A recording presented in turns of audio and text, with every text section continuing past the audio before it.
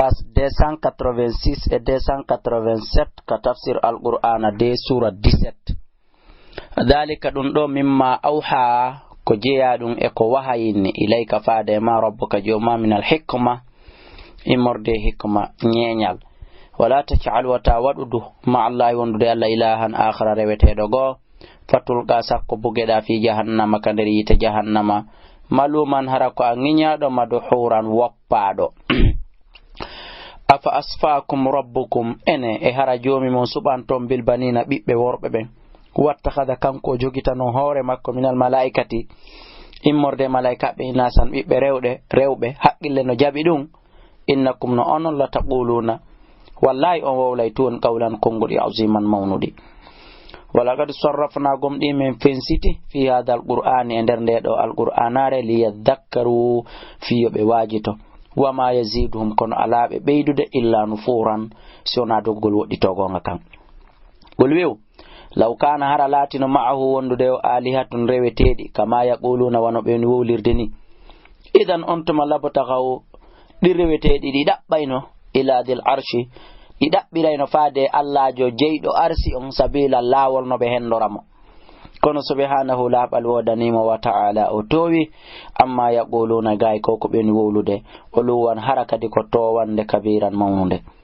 to sabbihu lawino subbihina nadama as-samawati sab'u kamuli din jeedidi wal ardu ilaydin wa ma fihinna e kala be wonbe nder majji wa in min shay'in ala hay'i hunde illa yusabbihu bihamdi sina hino subbuhina de yatta Allah walakin koni la tafqahuna on ala famde tasbiham subbuhina ngoji majji on innahu no Allah kana olatki haliman ko munyido wafuran ko yafotodo.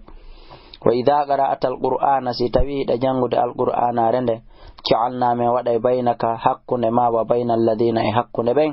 la yu'minuna tawbe gumdina bil akhirati la haraun hijaban hedode masturan hedunde.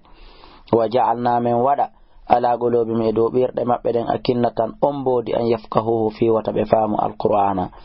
wa fi adani me wada kanir noppi mabbe wa qur'an pahu. Wa idha dhakarta rabbaka sajantike inde jomi manden fil al-qur'ani kal qur'ana wahdahu kankotun wallahu be huccita ala adbarim e do babbe mabbe den nufuran haraybe doga woditogo ngakan nahanu ko menen non alamu buri andude bima yastami'una bihi konko be on jiyantade mudum idi yastami'una tumade be yentoto ilayka faade ma wa idhum etumande tay kambe najwa hibe sondondira idi yaqulu zalimuna tumande to nyobbe wi'ata in tattabi'una on jokkali illa rajulan sona gorko mashuran bil dado unzur ndari kayfa darabu laka korno be wadiramma al amsala misaluji din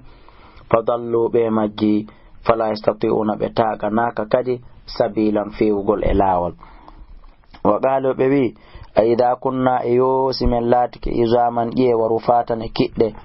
fa inna min lamab'uthuna kum min tintebe khalqan jadidan etagu hisu wailiten bolwebe kunu wone awa hijaratan kaji aw hadidan madun jande aw khalqan madun wonon do tagugo mimma yakbaru kala ko buri mawnude fi sudurikum kaberde mon wonon dum don daron si Allah wata min tinde fasaquluna be wi ay man yu'iduna akombo min tintame bolu alladhi kon Allah jo fatarakum tagudon awwala marratin karande lawo kon min tintaw fasayunghiduna aray biliya ilayka faade maru usam ko e mabbe den wa yaquluna ben awa matahu ko ne to manon dum wonata bul yeto be asahino tanjina an yakuna de dullata to qariban harako batti dum yawma yad'ukum nyande kanko Allah subhanahu wa ta'ala o noddoy on fatastajibuna noto don bihamdi wondude yettugol mo wata zunnuna haray don sikka illa bistum on nyibano kadno illa qalilan shona seda wa qul bi alli ibadi jiyabe amben yaqulu kon yobe wolu Allah tingol kongol hiyangol kanyu ahsanu burgol labede inna shaytana anduna shaytane yanzahu o nyai bayna makundaji mabbe inna shaytana andena shaytane kana olatani kelil insani neddo aduwan ko ganyu mubinan fenyudo rabbukum jomi mon a'lamu bikum buri andude fi modo in yasha sihi moyid yarhamkum o yurme aw in yasha ma sihi moyid yu'adhibukum oletaw yo Allah yidu yurme gollen o yurme amin wa ma arsalnaka min lirali ma alayhim ido mabbe wakilan fiya aynuɓe wa rabbuka ko joomi ma a'lamu ɓuri andude bima on fi samati ɓe on ɓe ka kammuli wal ardi e ka leydi walagad faddalna gomɗi min ɓurdindini ba'da annabiyina yoga e annabaɓen ala ba'din e dow yoga wa atayna dawuda min okki annabi dawuda zaburan deftere wiyetenden zabur ɓol wi idu alladina nodde ɓen za'amtum ɓe on ɗon aaƴade rewon min duni ko hewta Allah fala yamlikuna ɗi mara ɗi wawata kashfa durri huncugol lorra kan itta ankum ga e moɗon wala tahawilan wona waylutugol lorra kan yiila ka itta e moɗon woni ko ɗi wawi ulaika alladina ɗi woni ɗin yadu'una ɗi wonɗo ɗi ɓe woni rewde yabtahuna ɗin no ɗaɓɓande hoore mum ila rabbin faade ka joom majji alwasilata ɓattorgal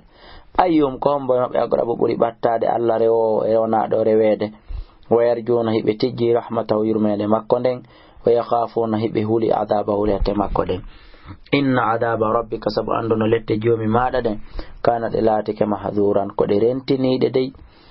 wa in min qaryatin andu ala e saare o illa nahanu sona menen muhlikuha min halkaynde qabla yawmil qiyamati ko adi ñalande dargal aw mu'addibuha ma men lettande adab